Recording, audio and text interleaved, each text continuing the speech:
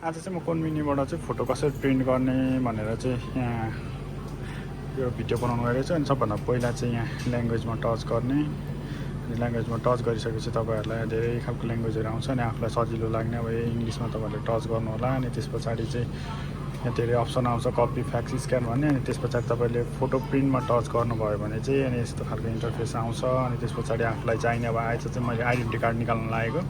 Identity कार्डको यो identity photo प्रिन्टमा यहाँनिर टच गरेपछि तपाईँको यस्तो खालको चाहिँ इन्टरफेस आउँछ। तपाईँले अनि त्यस पछाडि एग्री गर्नु होला। एग्री गरिसकेपछि तपाईँको स्मार्टफोन हो कि अनि आइफोन हो कि त्यस पछाडि तपाईँले चाहिँ यहाँनिर यो स्क्यान गर्नु भनेर क्युआर दिएको हुन्छ। अनि यो मेरो अब आइफोन भएको भएर मैले आइफोनै गर्दै, स्मार्टफोन छ भने एन्ड्रोइड गर्नु होला। अनि त्यस पछाडि चाहिँ तपाईँलाई के अरे यस्तो खालको इन्टरफेस आउँछ। अनि मैले चाहिँ अलरेडी त्यो स्क्यान गरेर यो प्रिन्ट म्याच भन्ने चाहिँ डाउनलोड गरिसकेको छु। त्यस पछाडि तपाईँले नि वाइफाई कनेक्ट गर्नुपर्ने हुन्छ। एकचोटि म तपाईँहरूलाई अब वाइफाई कनेक्ट गरेपछि देखाउँछु है त।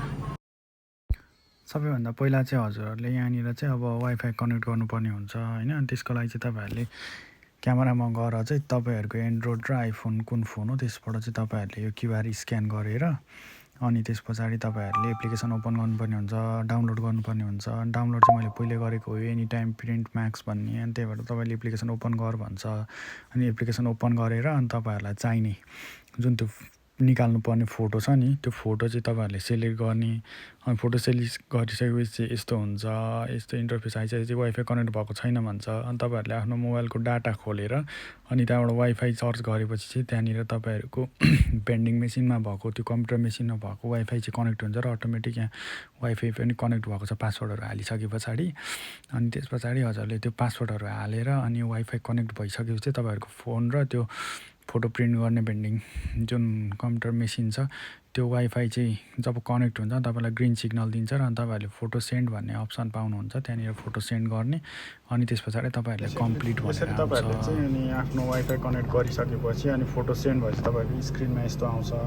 अनि त्यस पछाडि चाहिँ हजुरले आफ्नो फोटो भएको ठाउँमा टच गर्ने। अनि त्यस पछाडि यहाँनिर नेक्स्ट भन्ने अप्सन छ, त्यहाँ नेक्स्ट भन्ने अप्सनमा गरेपछि अनि तपाईँले कुन साइजको फोटो लिने हो भन्ने हो। अनि त्यस सेलेक्ट गरिसकेपछि अनि यहाँनिर हजुरहरूले पैसा हाल्ने ठाउँ छ, पैसा हाल्नु होला। अनि यसमा चाहिँ आज चाहिँ 200 रुपियाँ भनेर देखाएको छ। तपाईँको फोटो अनुसारको हुन्छ। नेक्स्ट भन्ने अप्सन आउँछ, नेक्स्ट गर्ने। अनि तपाईँको यो यस्तो स्क्रिन छ। अनि यसलाई चाहिँ हजुरहरूले यहाँबाट तल ठाडो माथि कस्तो बनाउने हो अनि त्यहाँनिर आउँछ। अनि फोटोलाई तलमाथि सार्ने हुन्छ। तपाईँले यसरी यहाँबाट यसरी टच गरेर सार्न सक्नुहुन्छ। अनि आफ्नो साइजहरू मिलाउनु होला यस्तो गरेर कति चाहिने आफूलाई। अनि त्यस पछाडि तपाईँको चाहिँ यो लेफ्ट राइट पनि सार्न मिल्छ। अनि त्यस पछाडि अब जति आफूलाई चाहिने हो त्यही अनुसार गरेर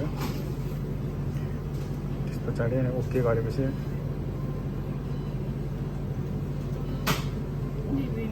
भयो। आफ्नो साइज ओके गरिसकेपछि अनि तपाईँले यस्तो इन्टरफेस आउँछ। अनि त्यस पछाडि स्टार्ट बटन चाहिँ टच गरेपछि तपाईँको फोटो प्रिन्ट हुन्छ।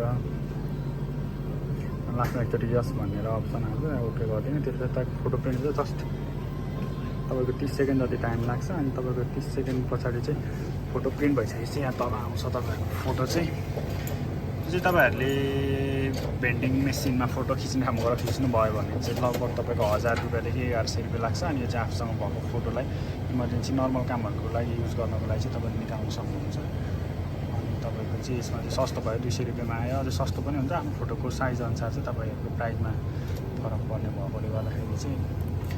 अनि फोटो प्रिन्ट भएर यसरी तल आउँछ। फोटो कस्तो आयो भनेर हेर्नुभयो भने चाहिँ मेरो आफ्नै भान्साबाबुको फोटो यसरी आउँछ। 4 पिस चाहियो थियो, ठिकै आयो। तपाईँलाई बिल पनि आउँछ। अनि यसरी निकाल्न सक्नुहुन्छ। ल हस् त फेरि लास्टमा यस्तो इन्टरफेस आउँछ।